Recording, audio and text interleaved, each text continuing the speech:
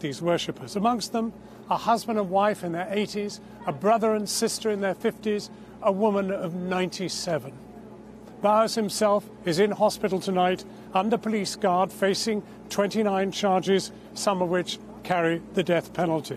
The attack is being treated by police here as a hate crime. This is a community in shock, but in close solidarity with each other. We've been looking at what happened and at the wider causes of this hateful act in a climate of increasing hatred and violence in America. An apparently lone gunman armed with handguns and automatic rifle.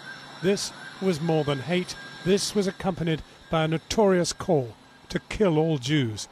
This was an act of terror. Suspect say his name is Robert Bowers. Rob Bowers. He says he's carrying an AR-15 and a Glock at this time. Among the dead, 97-year-old Rose Mallinger, Melvin Wax, aged 88, Sylvan Simon, 86, and Bernice Simon, 84. The average age of the 11 killed in the synagogue in the 20-minute rampage was 76. It has been described as one of the deadliest attacks on the Jewish community in U.S. history. Bowers has been charged with 29 criminal counts, all of which carry the death penalty. He is currently in hospital and his condition is described as fair. All the city's authorities this morning gathered to give an update and take questions. Mr. Mayor, in learning a lesson from this appalling tragedy, is it not time for the political classes to get together and talk about getting the gun out of American society? I think the approach that we need to be looking at is how we take the guns, which is the common denominator of every mass shooting in America, out of the hands of those that are looking to express hatred through murder.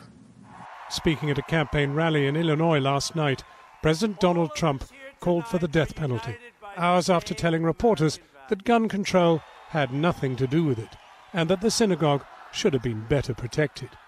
We must stand with our Jewish brothers and sisters to defeat anti-Semitism and vanquish the forces of hate. That's what it is. And when you have crimes like this, whether it's this one or another one on another group, we have to bring back the death penalty.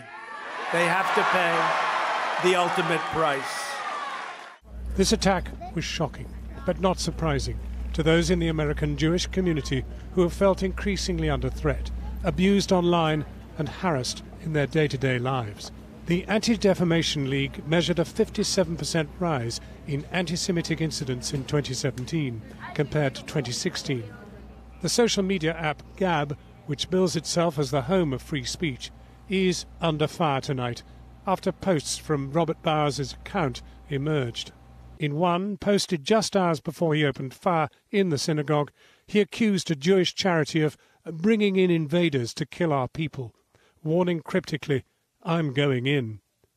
Those invaders, migrants whom he claimed the Jewish community were helping to cross the US border.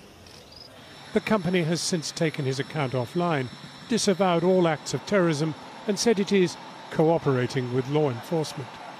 But today, Channel 4 News has seen a number of anti-Semitic comments circulating on the site's home feed, including the hashtag #HeroRobertBowers.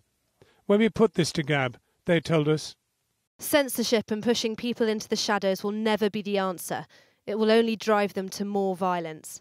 Hate speech of all types is protected by the First Amendment, as ruled unanimously by the Supreme Court. Twitter and other platforms police hate speech as long as it isn't against President Trump, white people, Christians or minorities who have walked away from the democratic leftist parties around the world. This double standard does not exist on Gab." They also said police would not have evidence of a motive without Gab, and that they were proud to work with and support law enforcement in order to bring justice to this alleged terrorist. This morning, the quiet district of Squirrel Hill, home to Pittsburgh's largest Jewish community, struggled to come to terms with what had happened. This is a time of mourning. 11 people passed away, so it's devastating. It was terrible, it's horrible. Yeah. Our daughter works in a Sunday school just a few blocks away from here, and first thought was, what if it was the next day?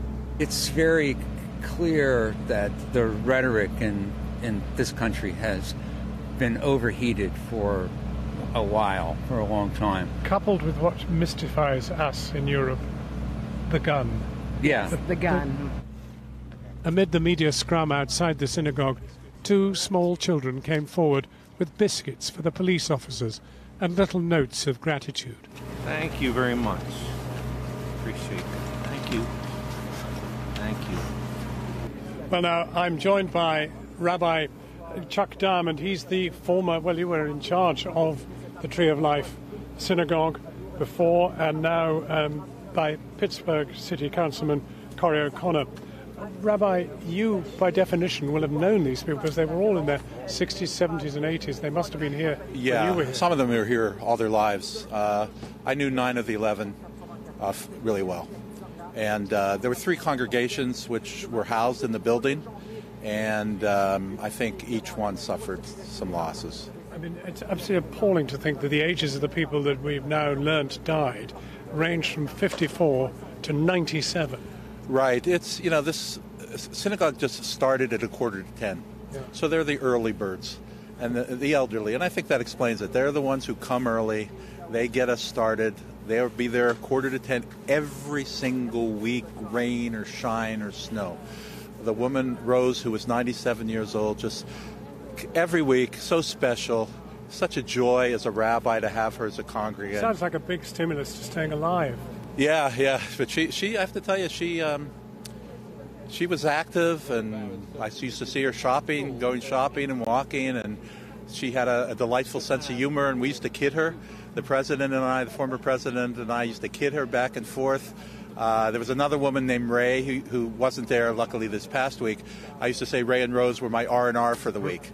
So, Councilman, you have this Jewish community in your district. Tell me, what part do they play in your community? It's huge. We've had generations of Jewish residents in Squirrel Hill. From where we're standing right now, you can identify 5 to 10 other synagogues. My mother's side of my family is Orthodox.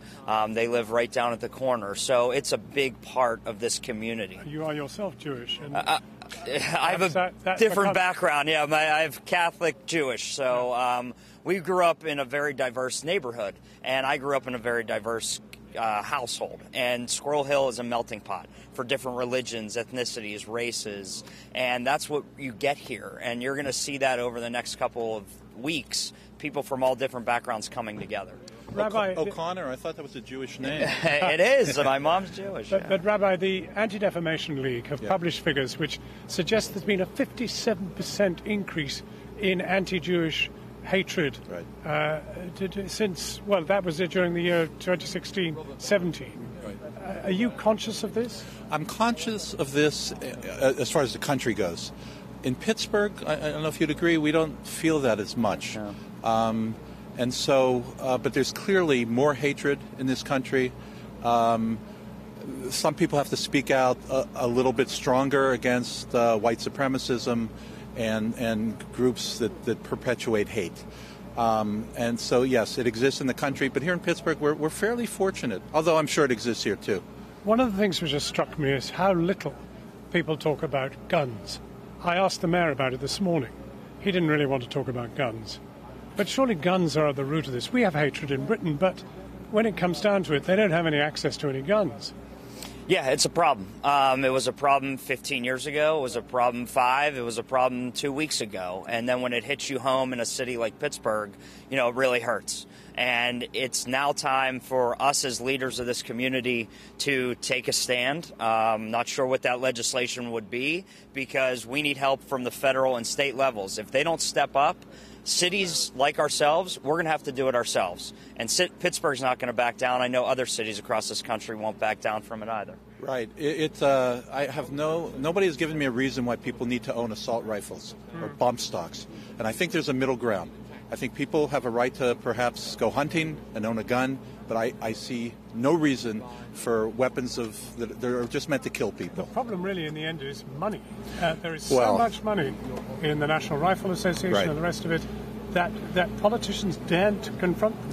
And I believe that a lot of people in the NRA themselves would be in favor of some of these reforms. I really do. Nobody wants to see something like this happen, or what happened in Sandy Hook or in Parkland or in Las Vegas. Nobody wants to see that. And so, but as you said, I think some politicians need to grow some, as we say. Well, Rabbi Diamond and indeed City Councilman Corey O'Connor, thank you very much indeed. Thank you. Thank you.